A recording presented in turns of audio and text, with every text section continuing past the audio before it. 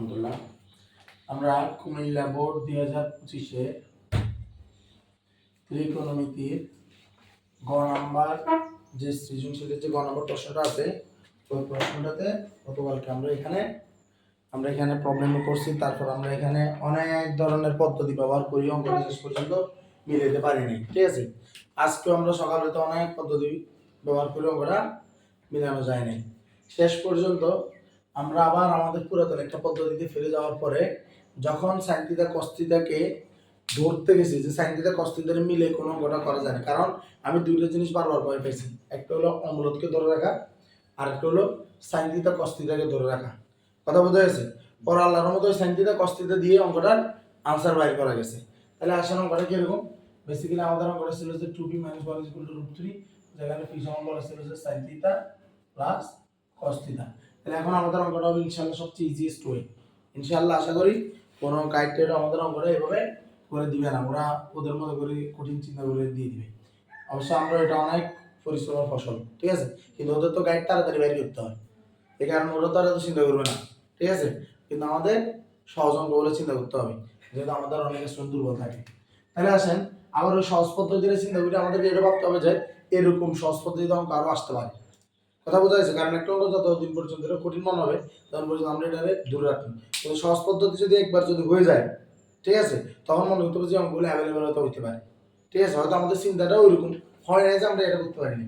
কথা বোঝা যাচ্ছে? কারণ স্যার যে স্যারের প্রশ্নটা করছে ওই স্যার তার উত্তর পাঠাই দেননি, উনি তো শুধু সংখ্যাগত উত্তরটা দিয়ে দিচ্ছে যে কত হবে আনসার, তার পদ্ধতি দেন নাই। তাহলে 2p - 1 = √3 অঙ্কটারে এখন যে কাজটা করছিলাম সেটা হলো যে আমরা এখানে বর্গ করছি দুই সাইডে, দুই সাইডে বর্গ করবো √3 হোল স্কয়ার। এখানে ভিডিওতে একটা জিনিস বলে রেখে আমরা ভিডিওটা আগে অঙ্কটা কয়েকবার রাফ করছি, রাফ করে শেষ পর্যন্ত যে রাফটা আমাদের মিলছে ওই রাফটা এখন আমরা রেকর্ড করতেছি। ওই কারণে আমরা বলতেছি যে এই দুটোকে বর্গ করছিলাম। ঠিক আছে, তাহলে এবার এখানে বর্গ হলে এখানে সূত্র হলো কত? এই যে 4p স্কয়ার হবে, সূত্রটা দেখাই, a - b হোল স্কয়ার, তাহলে a square minus 2ab into plus কত b স্কয়ার মানে কত 3, তাহলে 4p square minus 4p plus 1 = 3। এর ভিতরে এখানে একটা কাজ করছিলাম, এটাকে ওই পাশে নিয়ে যায় আবার এটাকে কাজ করতে গেছিলাম। ঠিক আছে, ওইখানে ওইটা আবার মিলে না দিতেছে, কিন্তু এইভাবে রাখলে অঙ্কটা মিলে আসতেছে আল্লাহর মতো। এবার কাজ করছিলাম কি, পি স্কয়ার যেটা আছে, পি স্কয়ার এখানে কি করছি, পি স্কয়ার এখানে sin theta plus cos theta whole square minus 4 sin theta plus কত cos থিটা প্লাস 1 = কত 3। আমরা মনে এটার ভিতরে ঢুকে ফেলতে পারি, কারণ ওই সময় অঙ্ক করার সময় তো এটারে আমরা চিন্তা করছিলাম যে এটা কি হতে পারে, ওই কারণে এখন তো আমরা অঙ্কটা আমরা জানি কি হতে যাবে। তো আমরা এখানে 4 এটাকে 4টা রাখি দিই, আর sin theta plus cos theta whole square মানে মূলত কত 1 + 2 sin থিটা cos থিটা, কিন্তু ডাইরেক্ট বলবো না, sin square theta cos sin square plus cos square plus 2 sin theta কত cos theta minus 4 sin theta minus 4 cos theta minus 2 = 0।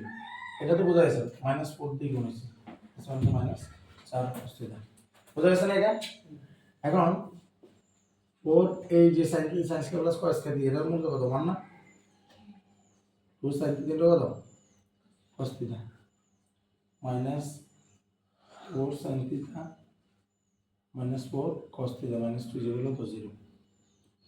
4 টা একসাথে গুণ 4 8 sin থিটা কত cos theta minus 4 sin theta minus 4 cos theta minus 2 = 0।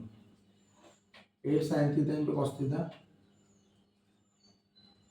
Minus 4 sin theta minus 4 cos theta, এখানে যে plus এটা plus 4 এটা minus 2, তাহলে 4 থেকে 2 গেল কত 2, আর বড় সংখ্যার আগে প্লাস এর কারণে প্লাস। আবার আমার এখানে 4 sin থিটা আছে, এখানে আছে 8 sin থিটা মানে কত 4 2 * 4 sin থিটা, ওটা তো এরকম ঠিক না। তো আমি এখান থেকে ধর 4 sin থিটা কমন নিলাম, কমন নিলে 4 কে 4 দিয়ে 8 কে ভাগ করলে হলো 2 sin থিটা কাটাকাটি বাকি থাকলো কত cos থিটা, আর মাইনাস দিলাম মাইনাস, এটা কেটে ধর ভাগ করলে কত 1 মাইনাস, এখান থেকে কত কমন নিব 2 কমন নিব, 2 কমন নিলে এটা মাইনাস মাইনাসে প্লাস, 4 কে 2 দ্বারা ভাগ করলে 2 আর cos থিটা আসবে, আর প্লাসে মাইনাসে মাইনাস এটা, তাহলে অঙ্ক দাঁড়ালো 2 cos থিটা মাইনাস 1 2 পাশ থেকে আসবে, আর এদিকে হলো 4 sin theta minus 2 equal to 0। তাহলে 2 cos থিটা তাহলে হয় 2 cos theta minus 1 equal to 0, বা 2 cos থিটা ইকুয়াল টু 1, বা cos theta equal to half, বা cos theta equal to cos 60 degree. সুতরাং থিটা ইকুয়াল টু 60 ডিগ্রি, অথবা 4 sin theta minus 2 equal to 0, 4 sin theta is equal to 2, sin theta is equal to 2/4 মানে কত half, বা sin theta is equal to sin 30 degree, sin theta is equal to 30 degree. তাহলে থিটার মান পাওয়া গেল 30 degree 60 degree. আলহামদুলিল্লাহ, বুঝা গেছে অঙ্কটা আল্লাহর মতে? কঠিন অঙ্কটা? হ্যাঁ, এখন তো অঙ্কটা পারা যাবে ইনশাআল্লাহ। আগের থেকে 1000 গুণ সহজ হয়েছে অঙ্কটা। আগে যা চিন্তা করেছি সেগুলো থেকে সহজ, আমাদের বইতে যেভাবে লিখছে সেটা থেকেও সহজ, অনেক দিক দিয়ে সহজ। কিন্তু প্রবলেমটা আমার আসলে আমি দুইটা থেকে বারবার মানে I wanted to get rid of মানে কি, মানে মুক্তি পাওয়া, ঠিক আছে? তো আমি মুক্তি পেতে চাইছি দুইটা জিনিস থেকে, একটা হলো মূলক আর একটা হলো 2 sin থিটা cos থিটা। কথা বোঝা গেছে?